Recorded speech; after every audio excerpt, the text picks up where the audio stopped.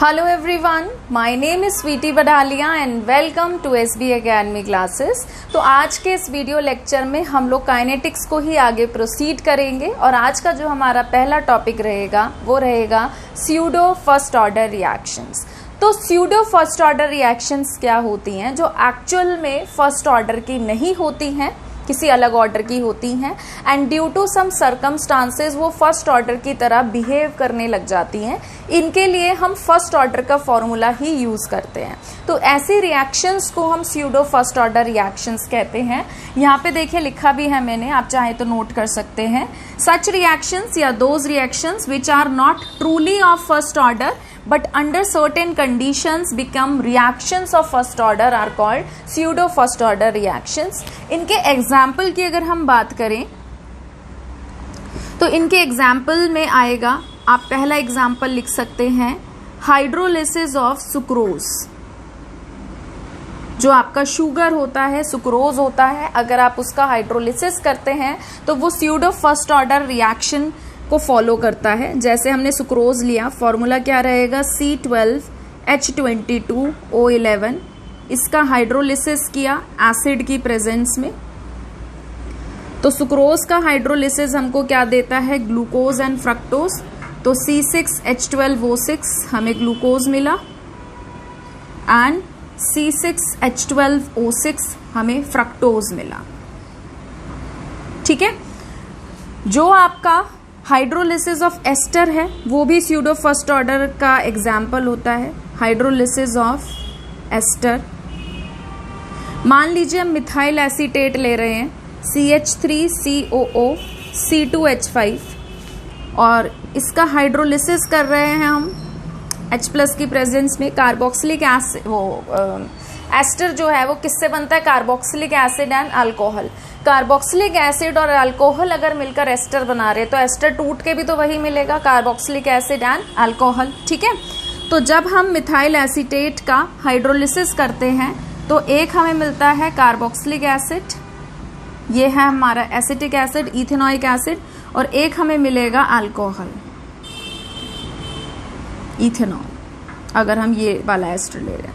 ठीक है, तो वीडियो को पॉज करके इसको आप नोट करिए, फिर हम इस पर एक न्यूमेरिकल देखते हैं।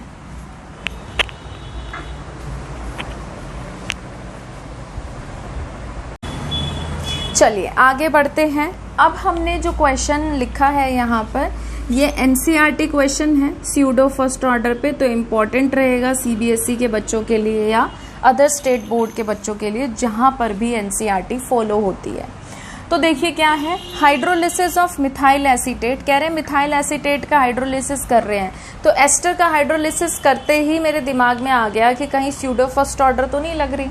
तो कह रहे हैं कि जब हमने मिथाइल एसीटेट का हाइड्रोलिसिस किया एक्वा सोल्यूशन में और टाइट्रेशन कर रहे हैं उसका, टाइट्रेटिंग द लिबरेटेड एसिटिक एसिड, जो एसिटिक एसिड वहाँ से निकल रहा था, मैंने रिएक्शन भी आपको दिखाई थी कि CH3COH बन रहा था। तो एसिटिक एसिड जो निकल रहा है उसकी हम बेस के साथ एसिड बेस टाइट्रेशन करा रहे हैं और फिर कह रहे हैं कि कंसंट्रेशन जो है एस्टर की डिफरेंट टाइम्स में वो दी गई है कि शुरू में इनिशियल कंसंट्रेशन इतनी थी, फिर 30 मिनट्स बाद इतनी थी, 60 मिनट के बाद इतनी कंसंट्रेशन थी और 90 मिनट के बाद इतनी कंसंट्रेशन थी। हमसे कह रहे हैं कि शो करिए it follows a pseudo first order reaction.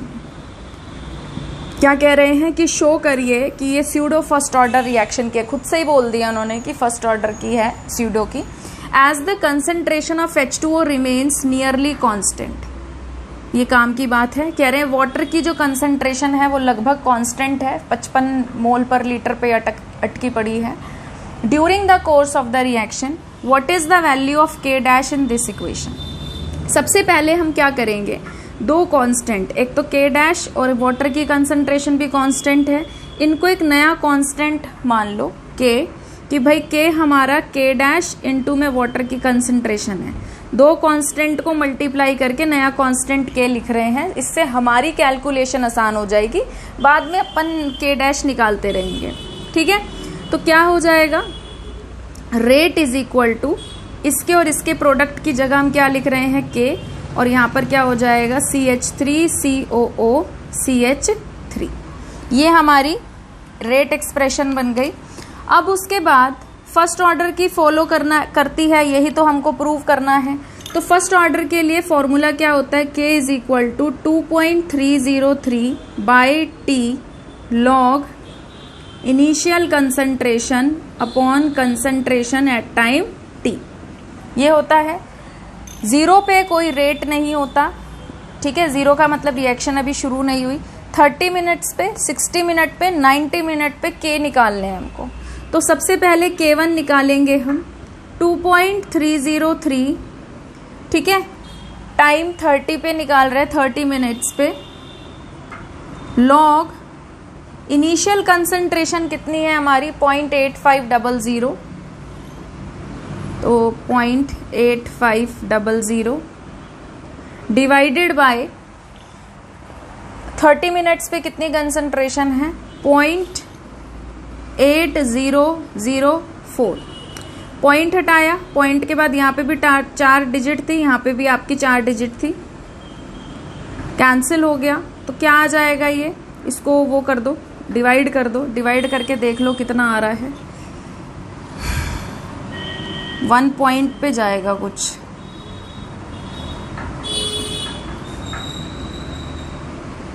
Minus करिए, 10 में से 6 गए 4, यहाँ पे कितना बचा 9, यहाँ पे कितना बचा 4, ठीक। और ये 496 आ गया। अब पॉइंट्स लगाएंगे, एक ज़ीरो ले रहे हैं, कैंसिल नहीं हो रहा है, एक और ज़ीरो लेंगे, यहाँ ज़ीरो आ गया। अब देखिए कितने पे जा रहा है, 25 0 40 0 0 5 6 30 0 55 40 8 6 48। तो ये आपका 6 पे कुछ जाएगा, 48030, ठीक है। तो इतना भी आप कैलकुलेट कर रहे हैं तो काफ़ी है, ज़्यादा डिटेल में जाने की ज़रूरत नहीं। 1.06 आ गया है हमारा। तो ये हो जाएगा K1 is equal to 2.303 by 30 log, इनको काट के क्या आया 1.06। अब आप क्या करेंगे, लॉग टेबल में लॉग देखेंगे। लॉग टेबल अगर आप देखेंगे तो लॉग जो है आपकी 10 से शुरू होती है ना। तो हम क्या करेंगे, 10 के 6 पर देखेंगे। लॉग टेबल खोलिए और लेफ्ट से जाइए और ऊपर से 6 पे जाइए और देखिए लॉग 10 के 6 पे क्या वैल्यू आती है।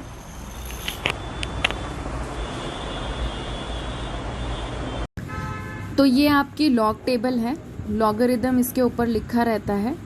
यहाँ से आपको देखना है कि किस नंबर पे आप देखना चाहते हैं, किसका लॉग देखना चाहते हैं। तो मैं जैसे लॉग 10 देखना चाहती हूँ 6 पर, तो 6 पर क्या वैल्यू आ रही है 0253,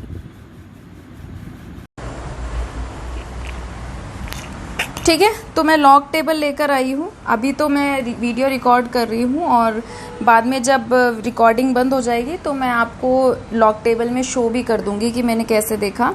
तो यहाँ पे आपके जो है नंबर्स होते हैं कुछ, ठीक है, और यहाँ पे ऊपर भी कुछ नंबर होते हैं। तो हम क्या कर रहे हैं, यहाँ से 10 के 6 पर देख रहे हैं कि क्या वैल्यू आई है, मैं आपको दिखा दूंगी बाद में। तो 10 के 6 पे जो है एडिटिंग करते समय हम डाल देंगे इसको। तो 10 के 6 पे हमारा जो वैल्यू आ रहा है वो आ रहा है 0253, ठीक है। और हम सभी को पता है कि जो log 1 होता है वो हमारा 0 होता है और log 10 की वैल्यू हमारी 1 होती है। मतलब कि मैं चाहे log 1 देखूं, 2 देखूं, 3 4 5 6 7 8 9, यहाँ तक मैं किसी का भी log देखूं तो वो 0 पॉइंट समथिंग आएगा। तो यानी कि ये मेरा क्या बन जाएगा 0 पॉइंट समथिंग, क्योंकि log 1 0 है ना। तो यानी कि अगर मैं log 1.06 का देख रही हूँ तो वो 0 पॉइंट समथिंग कुछ आएगा। log 2 भी मेरा 0 पॉइंट क्या आएगा 3010। तो 0 पॉइंट में चलते हैं। log 10 से आंसर 1 में आने लगता है 1 पॉइंट समथिंग, ठीक है। तो log 10 के 6 पर देखा, ये आ गया हमारा। तो 2.303 बाय 30 इंटू में ये क्या है हमारा नंबर 0.0253, ठीक है। अब इसको सॉल्व करेंगे। पॉइंट हटाया, यहाँ 3 डिजिट्स थी, 3 0 आ गई। यहाँ से पॉइंट हटाया, 4 डिजिट्स थी, यहाँ 4 0 आ गई। तो ये हमारा नंबर कुछ इस तरीके से बन गया। इस वाले 3 को भी इधर ले जाओ, ठीक है। इस वाले 3 मतलब 3 × 30 है ना, 3 × 10 कर दो इसको, 30 को क्या कर लो 3 इंटू 10, तो ये 10 भी इसमें ऐड कर दो, ठीक है। तो ये आपका थोड़ा सा आसान हो जाएगा। 2303 इंटू 253 डिवाइडेड बाय 3, और 10 की पावर देखिए क्या है, ये इसके साथ जुड़ गया, तो यानी कि कितना हो गया 4 और 4 कितना हो गया 10 की पावर 8। इसको मल्टीप्लाई करिए इसके साथ और देखिए क्या आ रहा है, और फिर 3 से डिवाइड करिए। तो 2303 इंटू में 253। वीडियो को पॉज करके आप भी अपनी कैलकुलेशन करिए, फिर मेरे साथ क्रॉस चेक कर लेना। 3 तिया 9, 3 तिया 9 और 3 दूनी 6, फिर 5 तिया 15 और फिर 5 तिया 15, 5 दूनी 10 और 11, 3 दूनी 6 0, 3 दूनी 6 और 2 दूनी 4, 9 5 16 12 7 8 5, कुछ इतना आ रहा है मेरा 582659। अब इसको 3 से डिवाइड कर लेते हैं। 3 एकम 3, 2 पे गया, 3 निम 27 पे गया, 3 चौक 12, उसके बाद 6, 3 दूनी 6 पे जा रहा है ये, फिर 3 एकम 3 2, 3 निम 27 2, फिर पॉइंट 27, ऐसे चलेगा ये। तो ये डिवाइड करके हमारा आ रहा है 1.94, सॉरी पॉइंट तो बाद में आया है, 194219.9, और इसको ऊपर ले जाइए तो ये हो जाएगा 10 की पावर माइनस का 8, ठीक। अब इस पॉइंट को यहाँ लाइए, अब बड़ी टर्म को छोटा कर रहे हैं, 1 2 3 4 5, तो ये हो गया 1.94 इंटू 10 की पावर 5 इंटू 10 की पावर माइनस 8, तो ये आ जाएगा 1.94 इंटू 10 की पावर माइनस 3, ये आ रहा है, ठीक है। तो आप 1.9 भी ले सकते हो, आप इसको राउंड ऑफ करके 2 भी लिख सकते हो, 2 इंटू 10 की पावर माइनस 3, क्योंकि हम बहुत जगह कई बार कैलकुलेशन वगैरह करते हैं तो एरर कर देते हैं, कई बार अप्रॉक्स भी लेते हैं यहाँ पे, तो हालांकि मैंने अप्रॉक्स लिया नहीं है, ठीक है। तो 1.9 में कुछ आ रहा है, तो ये आपके K1 की वैल्यू आ गई। इसी तरीके से आप खुद K2 और K3 की निकालेंगे, ठीक है, उसको सॉल्व करो, ठीक है। तो इस तरीके से आपको क्या करना है, K2 के लिए जो आपका टाइम है 60 मिनट्स आपको पुट करना है, फिर A0 आपका यही रहेगा 0.8500, और 60 मिनट्स पे क्या कॉन्सेंट्रेशन है वो यहाँ पुट करना है। सॉल्व करेंगे तो आपका जो आंसर है वो आपका यही आएगा 1.9 में आएगा, राउंड ऑफ करके हमने उसको 2 लिख दिया है। सिमिलरली 90 मिनट्स पे भी आपको क्या करना, 90 मिनट्स की कॉन्सेंट्रेशन रखनी है। तो हमारे पास K1 K2 K3 आ गए। अब हम निकालेंगे K, ठीक है। तो K निकालने के लिए हमें एवरेज वैल्यू लेनी पड़ेगी, K1 plus K2 plus K3 divided by 3। तो सारी वैल्यूज सेम है, राउंड ऑफ करके हमने सबको सेम कर दिया, तो मतलब तीनों वैल्यूज को ऐड करके 3 से डिवाइड करोगे तो वही हो जाएगा आपका 2 4 6, 6 को 3 से डिवाइड करोगे तो 2 ही आएगा। तो 2 इंटू 10 की पावर माइनस 3 मिनट इनवर्स आपका आ गया। फर्स्ट ऑर्डर की है तो टाइम इनवर्स यूनिट रहेगी उसकी। उसके बाद अब हम क्या करेंगे, यहाँ से K डैश की वैल्यू निकालेंगे। तो K की वैल्यू हमको पता चल गई, क्या है 2 इंटू 10 की पावर माइनस 3। K डैश हमें निकालना है, और वाटर की कंसंट्रेशन कितनी है 55 यहाँ मल्टीप्लाई में है, यहाँ ले आइए, डिवाइड कर दीजिए उसको। तो यहाँ से K डैश की वैल्यू आ जाएगी, इसको सॉल्व करिए।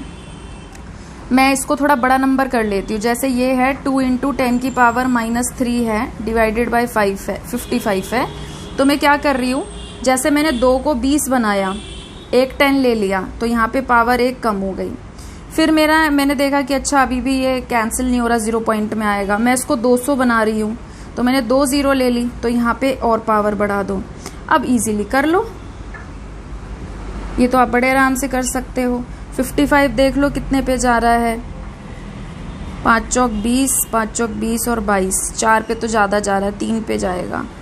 55 इंटू 3, 5 तिया 15, 5 तिया 15 और 1 16, तो 3 पे जा रहा है, 165 आया। माइनस करो, 10 में से 5 गया 5, 9 में से 6 गया 3, ठीक है 35 बचा, फिर पॉइंट लगा दो, 0 ले लो। अब आ गया 350, 350 देखो कितने पे जा रहा है, 6 पे जाएगा शायद, 6 पंजे 30, 6 पंजे 30 और 3 33, तो ये आपका 3.6 कुछ आ रहा है ना। तो ये डिवाइड करके आपका कितना आ जाएगा, ये आपका आ जाएगा, यहाँ लिख देती हूँ मैं, 3.6 इंटू 10 की पावर -5, ठीक है। तो वीडियो को पॉज करके इसको नोट करिए प्लीज़। और यूनिट आप इसकी, अभी यूनिट भी मैं बता देती हूँ कि यूनिट इसकी क्या आएगी, पहले आप इसको नोट कर लो, फिर मैं साइड में से थोड़ा मिटा देती हूँ।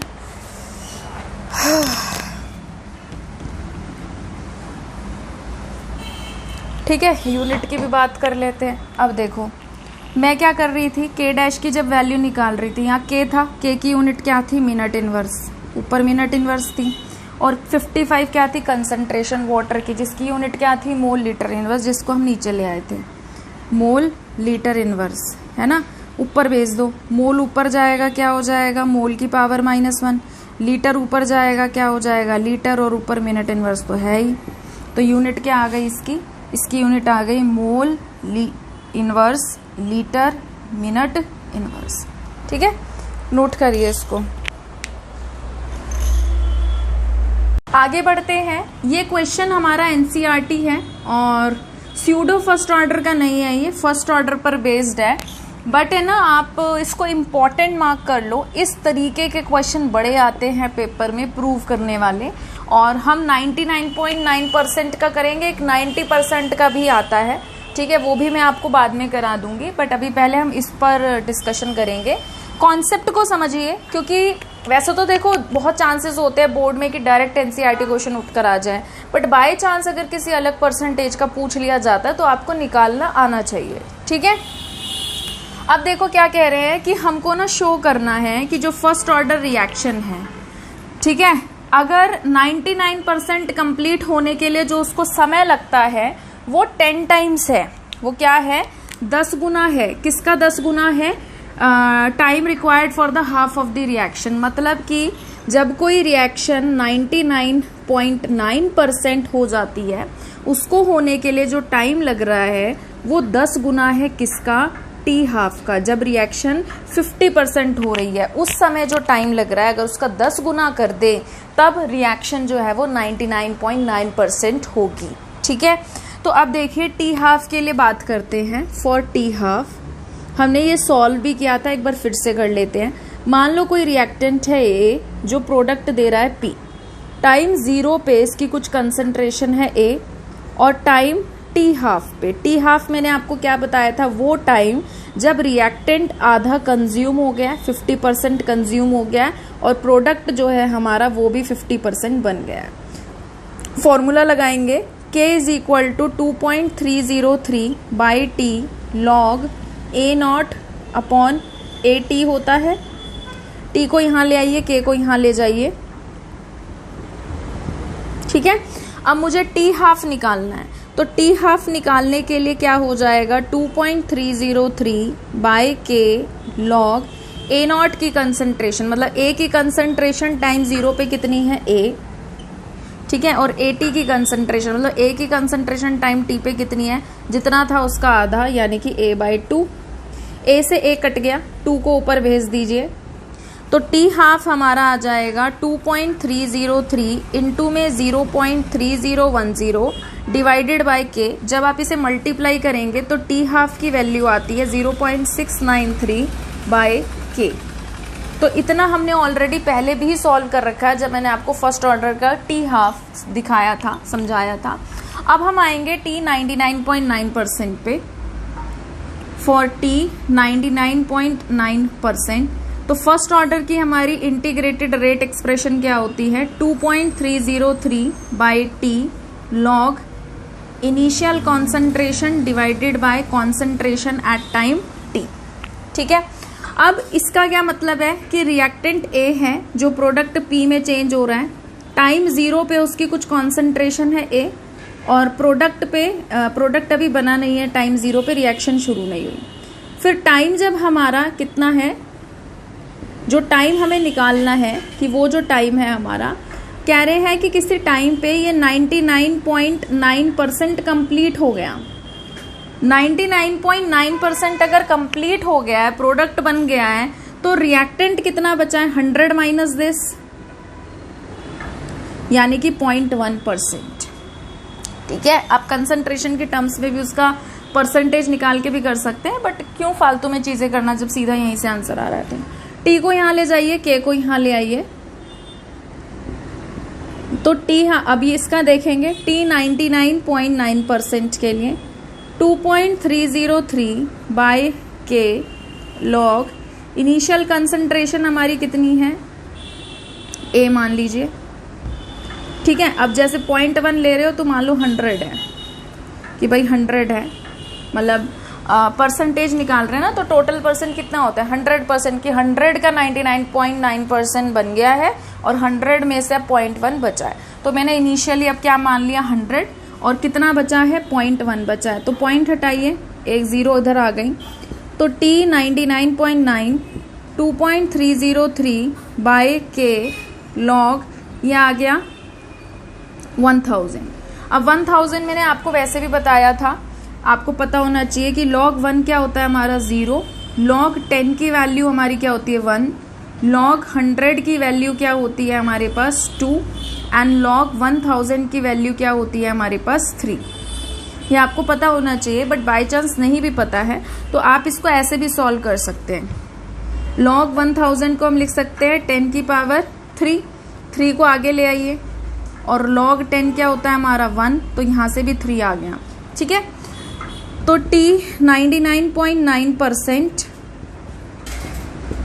Is equal to 2.303 by K, और ये कितना आ गया? इनटू में 3। ये आपकी पहली इक्वेशन बन गई।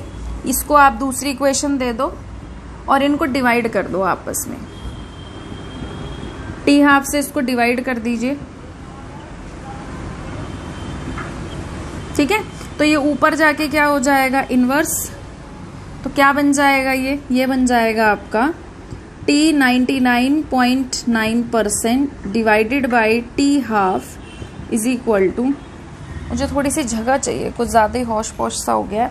आप एक बार ना इसको नोट कर लो, वीडियो को पॉज करके, फिर मैं इधर से मिटा रही हूँ।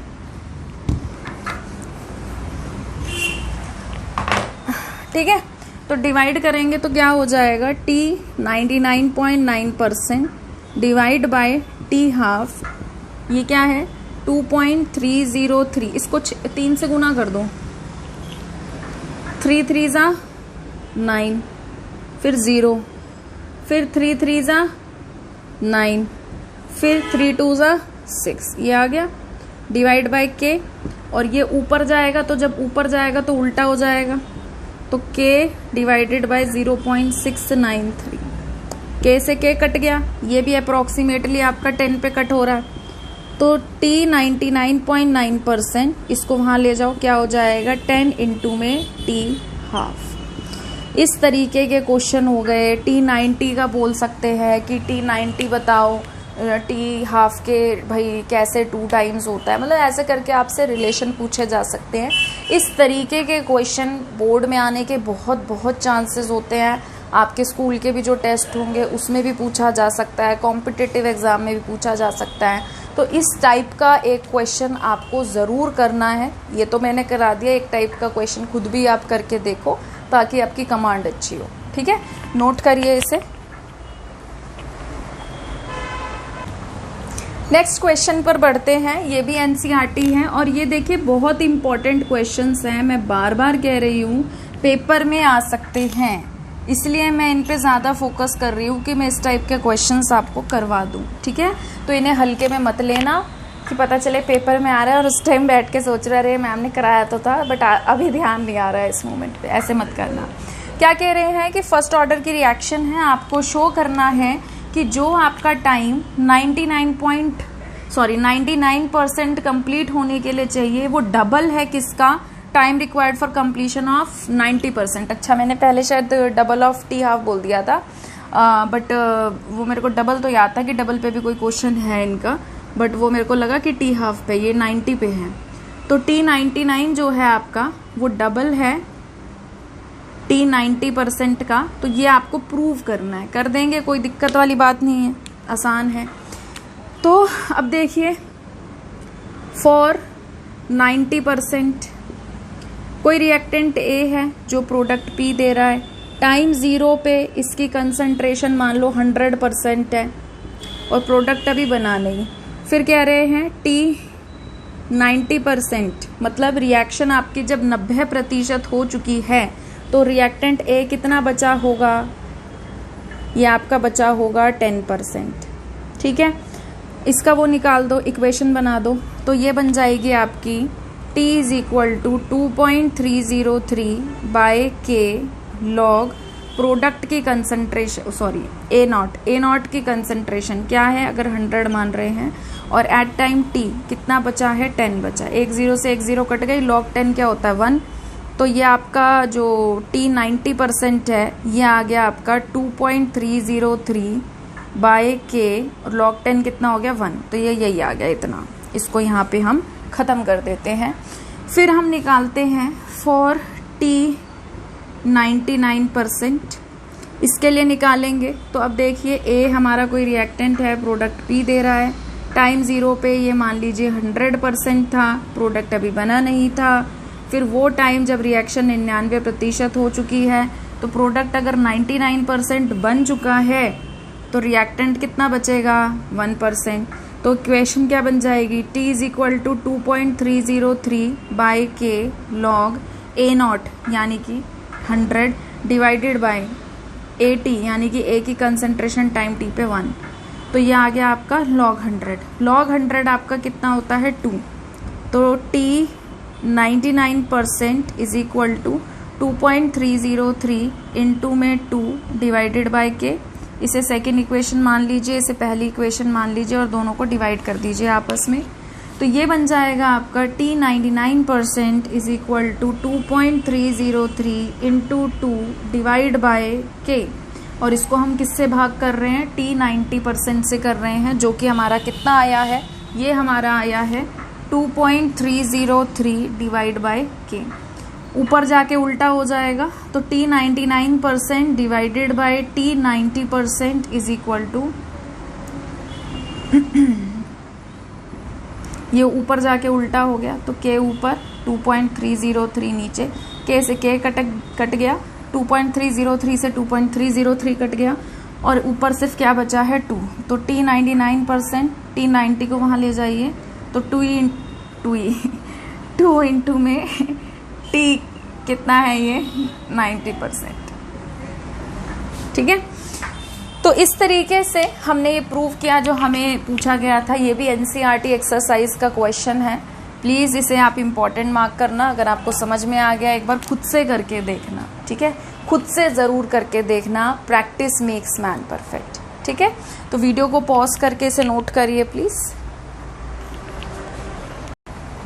नेक्स्ट टॉपिक है हमारा rate of radioactive decay या फिर रेट ऑफ डिसइंटीग्रेशन।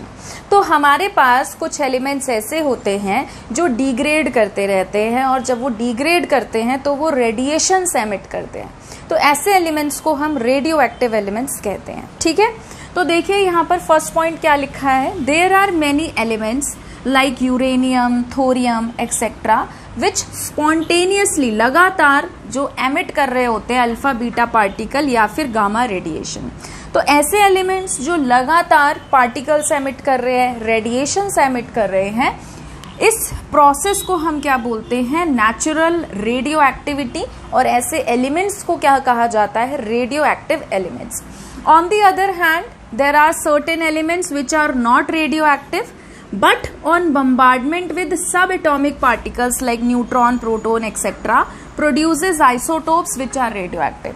कुछ एलिमेंट्स होते हैं ऐसे जो बाय नेचर रेडियो एक्टिव नहीं है, बट हमने उनके ऊपर सबएटॉमिक पार्टिकल की बम्बार्डमेंट करा के उनके आइसोटोप्स बना दिए जो कि रेडियो एक्टिव इन नेचर होते हैं।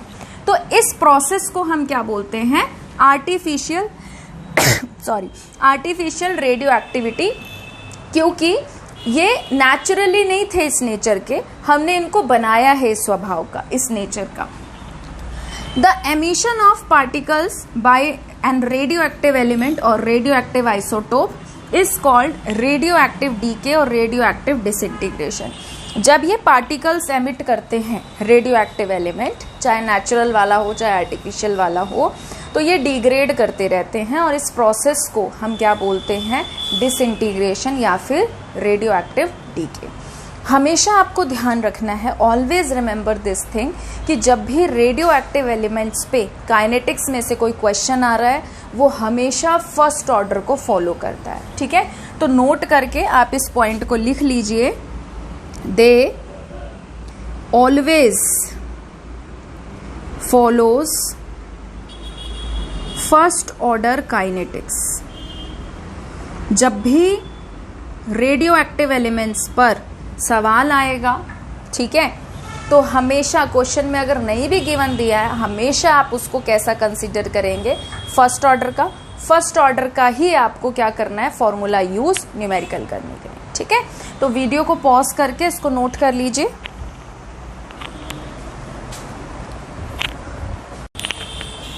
अब एक क्वेश्चन देखते हैं रेडियो एक्टिविटी पे। ये आपका एनसीईआरटी न्यूमेरिकल है। ठीक है, क्वेश्चन क्या है, the half life for radioactive decay of carbon 14 is 5730 year. Half life दिया है, क्या दिया है, हाफ लाइफ। तो हाफ लाइफ है 5730 ईयर्स। कह रहे हैं an archaeological artefact containing wood had only 80% of the carbon 14 found in a living tree. Living tree के अंदर जितना कार्बन 14 मिलता है, अब उसके अंदर कितना है, 80%। Estimate the age of the sample, तो आपको उसका एज निकालना है, टी निकालना है। तो फॉर्मूला देखो क्या होता है, k is equal to 2.303 by T log A naught upon 80। T निकालना है, टी को यहाँ ले जाइए, के को यहाँ ले आइए। आपको ए नॉट भी पता है, आपको 80 भी पता है। ठीक है, 80% यहाँ, 100% यहाँ। आपको के चाहिए, के आपको क्वेश्चन में गिवन नहीं मिला है, के हम निकालेंगे टी हाफ की मदद से। अब क्वेश्चन में देखो कहीं पे भी ये चीज नहीं कही कि ये फर्स्ट ऑर्डर का है, बट क्वेश्चन में एक चीज उन्होंने बोल दी, radioactive decay. Radioactive decay आने से ही मैं समझ गई कि मुझे फर्स्ट ऑर्डर को ही यूज करना है, फर्स्ट ऑर्डर को ही ये फॉलो करता है। तो फर्स्ट ऑर्डर के लिए, for first order T half निकालने का फॉर्मूला क्या होता है, 0.693 बाई के। हमको के निकालना है, के को यहाँ ले आइए, टी हाफ को वहां ले जाइए, तो ये हो जाएगा 0.693 divided by T half. 0.693 divided by T half की वैल्यू कितनी है, 5730। अब ऐसे मत सोचना कि इतने छोटे नंबर को इतने बड़े नंबर से डिवाइड करना है, कैसे करेंगे इतनी बड़ी कैलकुलेशन, ऐसे नहीं। देखो इजी कर लेते हैं, पॉइंट हटाया, पॉइंट के बाद कितनी डिजिट हैं, 3, तो मैंने 3 0 लगा दी, ऐसे हो गया। ये इस 1000 को ऊपर भेज दूं तो हो गया 693 इंटू में 10 की पावर 3 डिवाइड बाय 5730। अब यहाँ से ना एक 0 ले लो, तो ये बन जाएगा 6930। और अच्छा ये ऊपर गया है तो -3 हुआ है, ये 10 की पावर 3 ऊपर गई है तो माइनस का 3 हुआ है।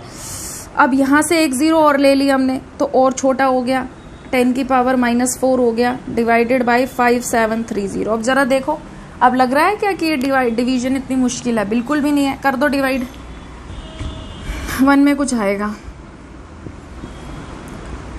5730 1 से किया, -0 0, 9 में से 7 गए 2, ये आ गया, फिर 0.0, अब शायद 2 पे चला जाएगा, 3 दूनी 6, 7 दूनी 14, 5 दूनी 10 और 1 11, 2 पे 1.211460 माइनस कर दो 0, 10 में से 6 गए 4, 9 में से 4 गए 5, बस ठीक है। फिर उसके बाद फिर आप ले लो 0 लगा लो, फिर नहीं जा रहा है तो 1.2 तक भी चलेगा, है ना, 1.2 तक ही ले लेते हैं, क्यों आगे और सॉल्व करना। तो आपका ये कितना आएगा वैसे 1.2 1 कुछ आएगा, ठीक है। जो भी आ रहा है हम 1.2 ही लेंगे अपना, जो हमने सॉल्व किया है। तो ये कितना आ गया, 1.2 इंटू 10 की पावर -4 आ गया। फर्स्ट ऑर्डर का है और ईयर्स दिया था, तो ये क्या हो गया आपका ईयर इनवर्स। अब के आ गया हमारा, अब के को यहाँ पुट कर दो। 2.303 डिवाइड बाय 1.2, वैसे 1 है ना ले लेते हैं, क्योंकि ना अप टू 3 सिग्निफिकेंट फिगर तक आंसर लेना होता है, तो हम ले लेते हैं यहाँ पे, ठीक है। पता चले आगे जाके कैलकुलेशन में थोड़ा एरर आए। तो आप भी जब कैलकुलेशन करते हो तो अप टू 3 सिग्निफिकेंट फिगर्स तक ले लिया करो। लॉग, अब इनिशियल भाई शुरू में 100% होगा कार्बन 14, तो 100 और कितना बचा है अब 80, 0 से ये कट गया। इसको ऐसे लिख लो, log 10 आइडेंटिटी लगा दो, log a बाई बी है ना, log 10 माइनस log b की, तो log 10 क्या होता है 1 और log 8 मेरा 0 पॉइंट कुछ आएगा। 80 के 0 पे देखो भाई, log टेबल निकालो, log टेबल निकाल कर और जो ये यहाँ पे सीरीज होती है यहाँ पर देखो 80 के 0 पे देखो, तो 80 के 0 पे आ रहा है 9031, 9031 आ रहा है, तो 1 में से माइनस कर दो।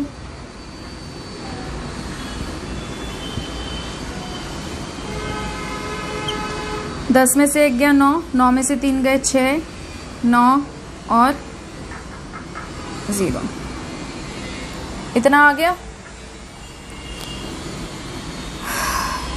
ठीक है। तो क्या आ गया आपका, ये आ गया आपका 2.303 डिवाइडेड बाय, इस 10 को ऊपर भेज दो, 10 की पावर 4 डिवाइड बाय 1.21 और इनटू में क्या चल रहा है 0.0969। इसको सॉल्व करके देखिए आपका आंसर क्या आ रहा है। इसको सॉल्व करके देखिए क्या आंसर आ रहा है। इसको मिटा दें यहाँ से।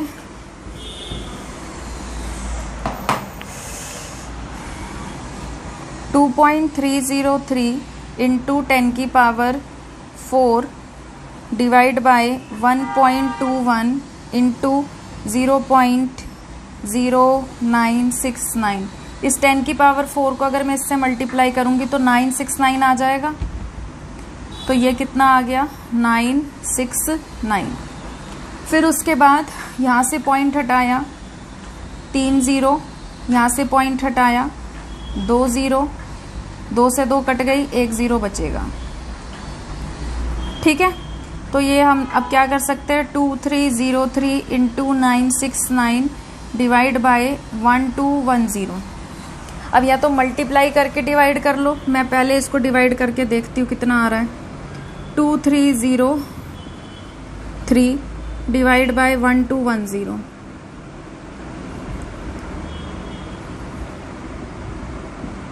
ज़्यादा जा रहा है 2 पे तो 1 करेंगे, 1 पे -3 कितना आ गया 9, ठीक है।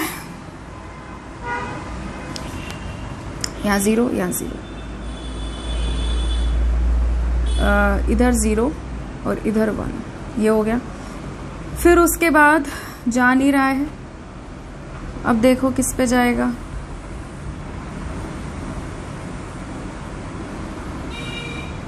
शायद 8 पे देखते हैं। 0 8 दूनी 16, 9 और 9 पे जा रहा है, तो ये जा रहा है आपका 9 पे, तो 1.9 आ गया। और 1.9 को 969 से मल्टीप्लाई करके देखो कितना आ रहा है।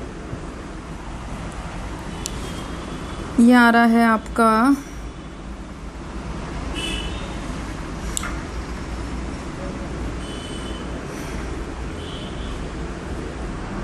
1 और 8 2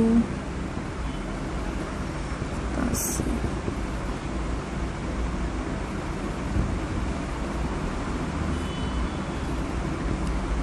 11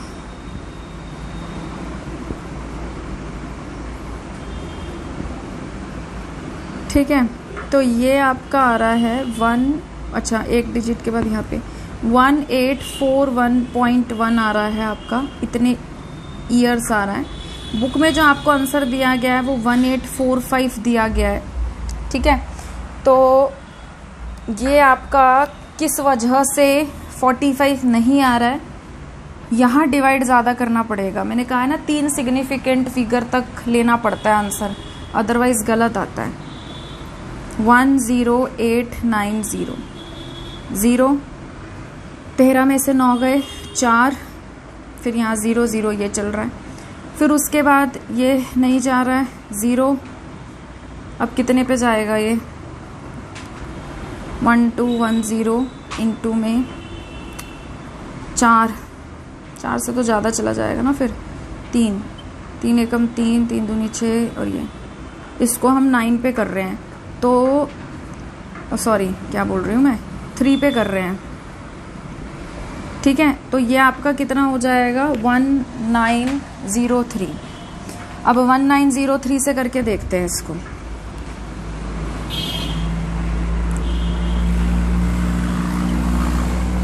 और किससे मल्टीप्लाई करना था हमको, 969 से। 27 18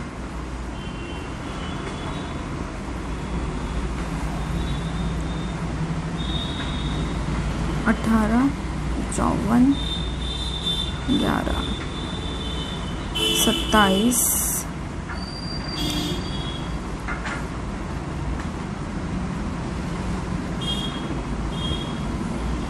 7 10 8 9 10